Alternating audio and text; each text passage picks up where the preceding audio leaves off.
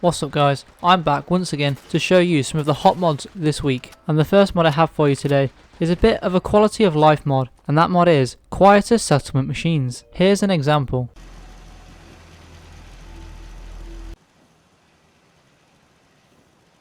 Now this isn't the first mod that's made machinery quieter in settlements, but the difference between this one and those ones is that this mod is an ESL flagged ESP. Now, I don't know much about modding, but if I'm understanding anything from the research I've done, ESPs are essentially mods which count towards your mod limit. ESLs are mods that don't count towards your mod limit. So this is essentially a free mod. Need another example?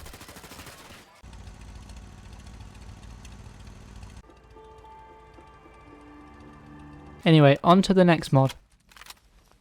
And of course, this week's weapon mod is the PPSKN 42 combat rifle. Originally a weapon in DayZ, the mod author has recreated it fantastically in Fallout 4. To acquire this weapon for yourself, simply look under the P42 section at any chem station. Now going over the upgrades real quick, it has a choice of 6 receivers, 4 magazines, 7 sights ranging from iron sights to scopes, 6 attachments including none at all, 6 damage options to balance the weapon, and finally 4 types of ammo.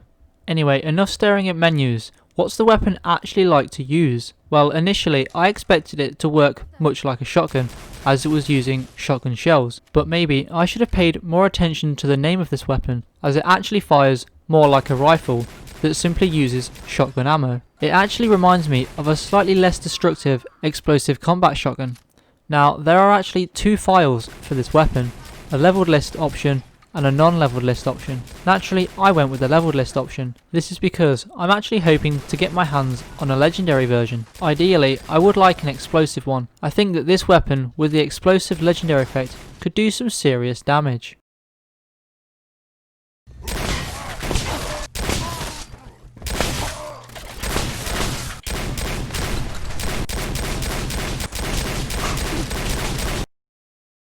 Yeah, I really need to get my hands on an explosive one. If only there was a way to replace the standard combat shotgun with these new ones. Well, look no further, because we have the mod PPSKN 42 Combat Shotgun Replacer. And this mod does exactly what it says on the tin. Now this has 2 files, which you're going to seriously want to consider which one you're going to download. The first file will tamper with scripts, and is intended for a fresh playthrough. The second file will not tamper with scripts and is intended for a more mid-playthrough installation. Now if you plan on using this weapon replacer, the mod author recommends that you use the non-leveled list injected version. They also recommend that you do not uninstall this mod mid-playthrough, as it could damage your save file and you may have to revert to a previous save. Now the next mod I want to talk about is Wardoff, Red Rocket and Sanctuary. What this mod is going to do, as the name suggests, is it's going to add a wall around Sanctuary and Red Rocket. Also, walls have been added in between Sanctuary and Red Rocket, only cut off by these steel doors, which of course have fantastic opening animations.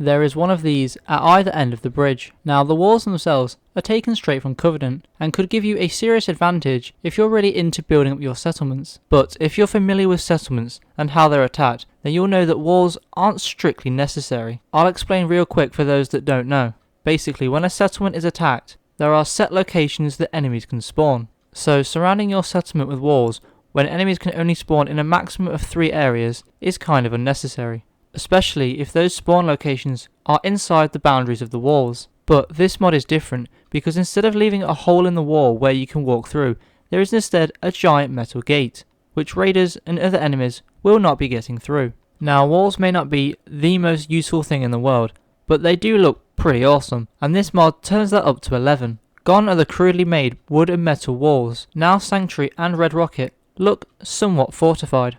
Anyway, moving on.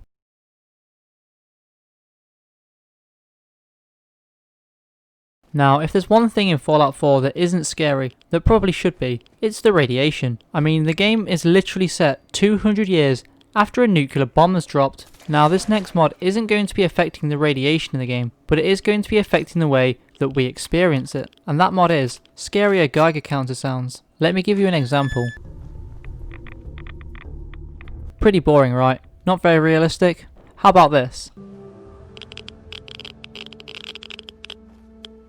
Yep, that's much more realistic. In fact, I can practically feel the third arm growing out of my back. Anyway, this mod makes the game feel just that bit more realistic. Maybe it's because I've played just a bit too much Fallout 4, but now I actually feel like I'm in danger when I hear the Geiger counter. Also, the mod author recommends using a weather overhaul mod to make radstorms more dangerous, and I couldn't agree more. Personally, I would recommend True Storms. It's the first weather mod that I downloaded, and it's the one that I've always found myself going back to.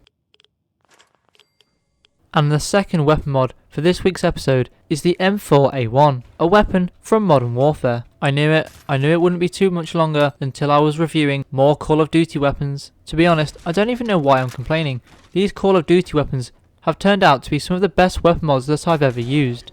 To acquire this weapon, just like the previous weapon mod, simply go to any chem station and look under the M4A1 section. Here you'll be able to craft the weapon and the 2 new ammos that it comes with. Now, in terms of upgrades, you have a choice of 9 receivers, and for the first perk, you have a choice of 5, including none at all, 5 lower rail attachments, including none at all, iron sights disabled or enabled, 13 sights, including none, 9 types of mag, including new kinds of ammunition, eject ports on or off, 13 very unique barrels, 11 stocks, 4 lasers including none at all, 4 muzzles. For the second and third perk, you have a choice of 5 options including none at all, 5 damage options to balance the weapon, and a choice of standard material or standard material. Now, this weapon also comes with 2 new craftable ammo types, the 4.58 caliber and the 9mm, both of which require gun nut 2 and 8 lead. Now, the 4.58 caliber is going to give you significantly increased damage, but a noticeable hit to your fire rate, whereas the 9mm will give you lower base damage but a significantly higher fire rate. Now, this is my 4th Call of Duty weapon that I've reviewed on this channel. The previous 3 were some of the best weapon mods that I've ever seen, and this one is no exception. It's not my favourite, but I'd be lying if I said that it wasn't a very good weapon mod. So if you're looking for a versatile and very customizable rifle, be sure to check this one out. Anyway, that's pretty much going to wrap it up for the mod, and the video for that matter. I hope you all enjoyed the mods here today, and if you did, don't forget to hit that subscribe button, and I hope to see you all in the next video.